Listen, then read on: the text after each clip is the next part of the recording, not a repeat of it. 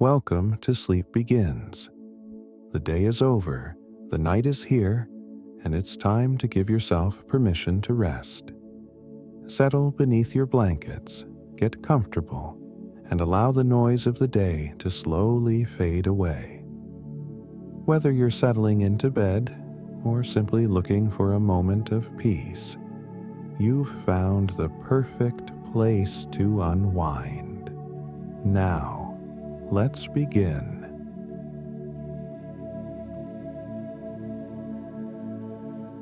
Tonight, we are going to drift far away to a quiet little village nestled at the foot of some old mountains.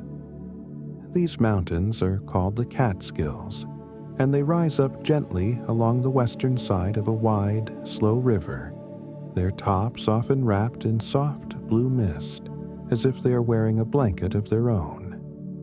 Long ago, in the days when America was still young, and the villages were small, and the evenings were lit by candlelight, there lived a man named Rip Van Winkle. The village itself was a small, sleepy little place with a cluster of old stone cottages, their roofs covered in soft green moss, and chimneys that sent thin curls of smoke drifting up into the morning air. A little stream ran along the edge of town, murmuring quietly over smooth round stones, and in the springtime, apple blossoms would drift down from the orchards like slow, gentle snow. It was the kind of village where nothing much ever changed, where the same rooster crowed every morning, and the same old men sat beneath the same old tree every afternoon, telling the same old stories they had told 100 times before, and never growing tired of them.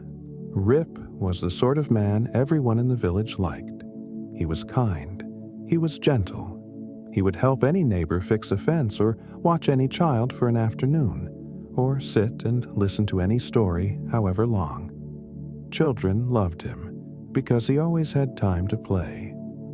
Dogs loved him because he always had a soft word and a scratch behind the ears.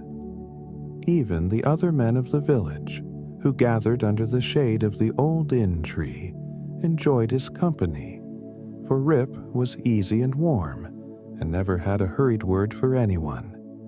There was only one thing Rip did not care for, and that was work. His own farm, small as it was, seemed to wither no matter the season. His fences leaned, his roof leaked, his fields grew more weeds than corn. It wasn't that Rip couldn't work. He simply preferred almost anything else. He would rather wander the hills with his old dog, Wolf, fishing pole in hand, than mend a single board of fence. This, as you might imagine, did not please Rip's wife one bit. She would stand at the door with her hands on her hips, watching him wander off toward the hills again, shaking her head and muttering that a man ought to tend his own land before admiring everyone else's view. Dame Van Winkle was a busy, sharp-tongued woman, and she scolded Rip morning, noon, and night about his idle ways. And so, more and more, Rip found reasons to leave the house, taking long, slow walks up into the misty blue mountains, where the only voice that ever scolded him was the wind. One golden autumn afternoon, Rip set out with Wolf at his side, climbing higher than usual, up along quiet deer trails, past mossy rocks and tall old trees whose leaves had just begun to turn gold and rust red. The air smelled of damp earth and fallen leaves, and every so often a chestnut would drop from a branch above, landing softly in the underbrush. Squirrels darted along low limbs, pausing now and then to watch the man and his dog pass by, their tails flicking curiously. The higher he climbed, the quieter the world became, until at last all he could hear was his own soft footsteps and the occasional call of a distant bird. By late afternoon, Rip found a high, grassy ledge, looking out over the whole valley below. The winding river, the little rooftops, the smoke curling up from chimneys far, far away. He sat down to rest, feeling the kind of pleasant, drowsy tiredness that comes after a long walk in fresh mountain air. And it was just as the sun began to lower, painting the sky in soft orange and rose, that Rip heard something strange, a voice calling his name. Rip Van Winkle? He looked around. No one there, only Wolf, ears perked, staring off into the trees. Rip Van Winkle, the voice called again, closer this time. And there, coming up the trail, Rip saw a short, odd little man. He wore old-fashioned Dutch clothing, the kind Rip's grandfather might have worn, a doublet, a wide belt, and a strange little cap. On his back, he carried a small wooden keg, and he seemed to be struggling under its weight, though he never asked for help, only motioned for Rip to follow. Now, a sensible man might have felt a shiver of fear, but Rip, ever easygoing, only felt curious. And so, patting Wolf gently, he followed the little man up and up and up the mountain path. They climbed until they reached a small, hidden hollow tucked between two great cliffs, a place Rip had never noticed before in all his years of wandering these hills. And there, in the soft evening light, Rip saw the strangest sight of his life.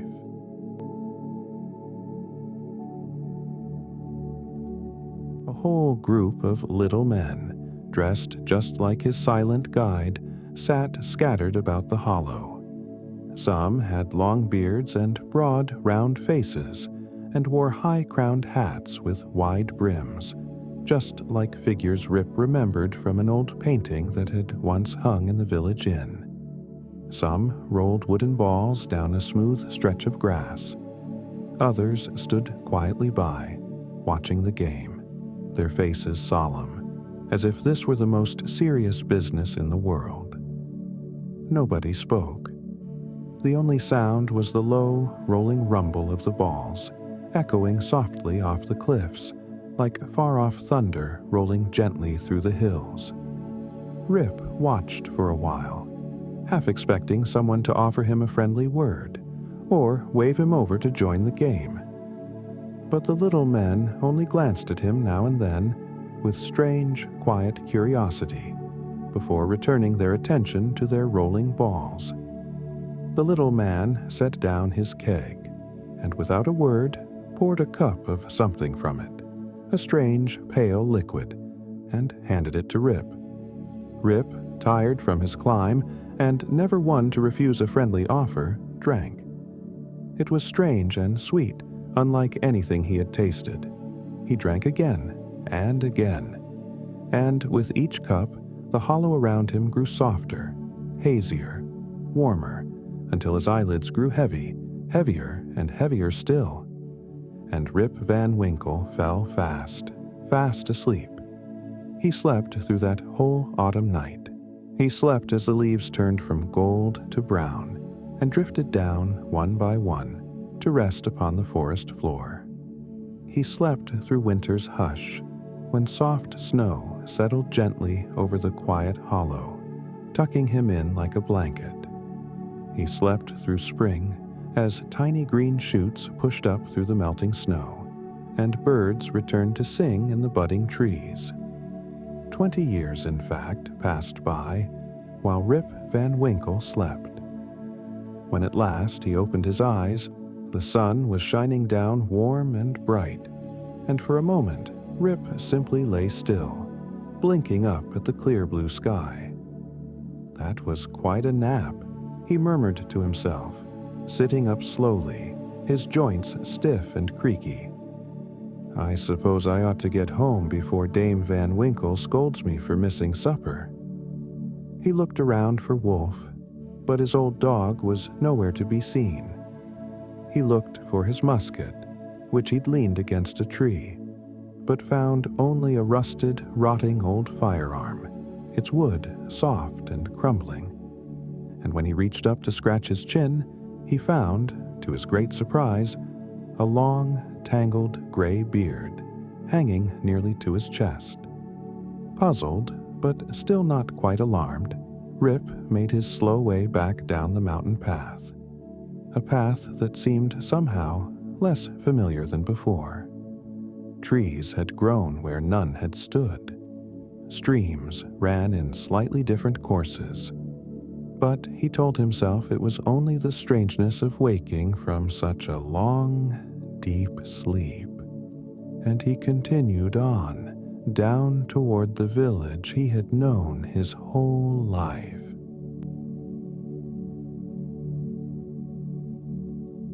When Rip finally reached the village, he stopped in his tracks. Everything was different. The little houses he remembered were gone, replaced with larger ones he didn't recognize. New shops lined the street, their windows filled with goods Rip had never seen before. The faces on the street were all unfamiliar.